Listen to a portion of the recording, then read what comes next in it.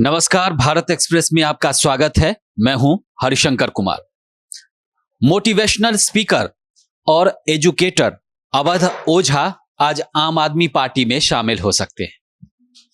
हम बात ओझा सर की कर रहे हैं। यूपीएससी के छात्रों को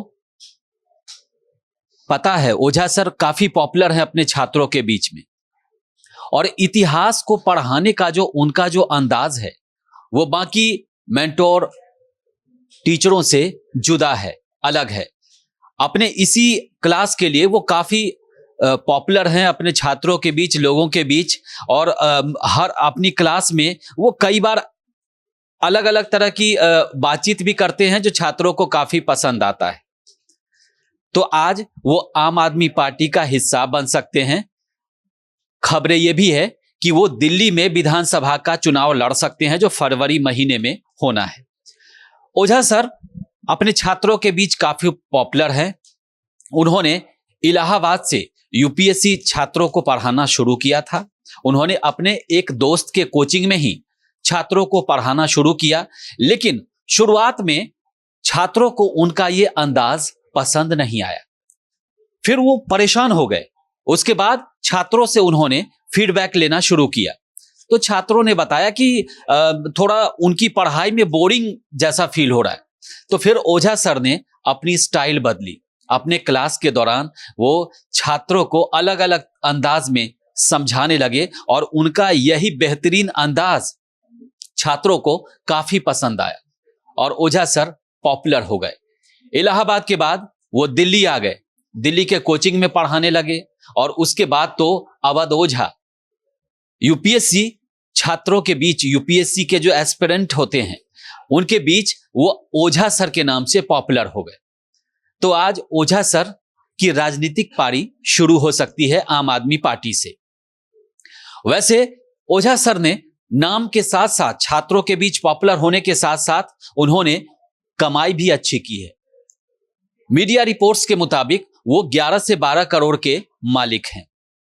हो सकता है इस अमाउंट में ऊपर नीचे हो, लेकिन करोड़पति तो वो आराम से हैं, इसमें कहीं कोई संदेह नहीं है।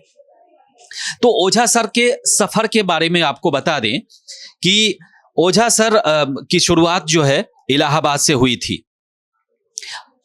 वो आम आदमी पार्टी में शामिल हो सकते हैं। दिल्ली विधानसभा चुनाव में वो उम्मीदवार बनाए जा सकते हैं। हालांकि अभी तक इसका ऐलान नहीं किया गया है। ओझा सर अपने अनूठे अंदाज के लिए काफी फेमस हैं। उनका पूरा नाम अवध प्रताप ओझा है। 3 जुलाई 1984 को उत्तर प्रदेश के गोंडा में ओझा सर यानी अवध प्रताप ओझा 3 जुलाई 1984 को उत्तर प्रदेश के गोंडा में जन्मे।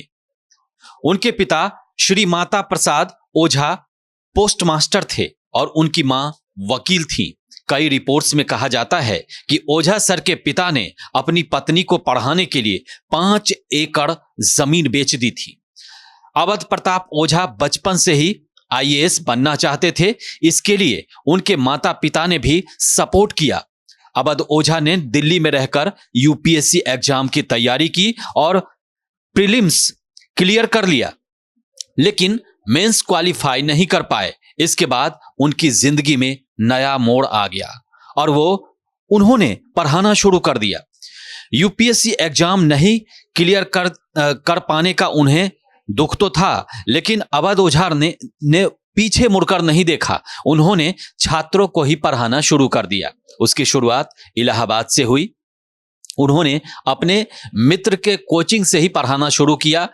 छात्रों को शुरू में वो बोरिंग लगते थे, लेकिन बाद में उन्होंने अपने अंदाज को, अपने स्टाइल को, पढ़ाने के अंदाज को उन्होंने चेंज किया और छात्रों को उनका यही अंदाज काफी पसंद आया। और अब छात्रों के बीच वो काफी पॉपुलर हैं। अपने सब्जेक्ट को वो रोचक अंदाज में पढ़ाने के लिए जाने जाते हैं। उनकी जो क्लास होती है उसमें ठहाके भी लगते हैं। छात्र काफी इंटरेस्ट लेकर पढ़ते भी हैं। अब राजनीतिक पारी उनकी शुरू होने वाली है। आम आदमी पार्टी में आज वो ज्वाइन कर सकते हैं, आज सदस्य बन सकते हैं आम आदमी पार्टी का, और दिल्ली में विधानसभा चुनाव लड़ भी सकते हैं।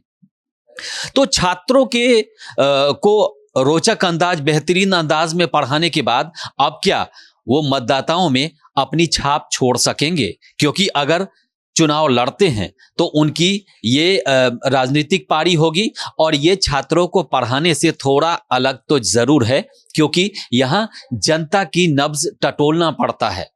पॉलिटिक्स में जनता को समझना पड़ता है, तभी जनता आपको विधानसभा या लोकसभा तक पहुंचाती है। फिलहाल इस वीडियो में इतना ही। देश और दुनिया की ताजा तरीन खबरों के लिए देखते रहिए भारत एक्सप्रेस डिजिटल। नमस्कार।